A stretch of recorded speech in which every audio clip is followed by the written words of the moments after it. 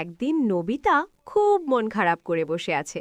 Doraemon জিজ্ঞেস করল, কি হয়েছে?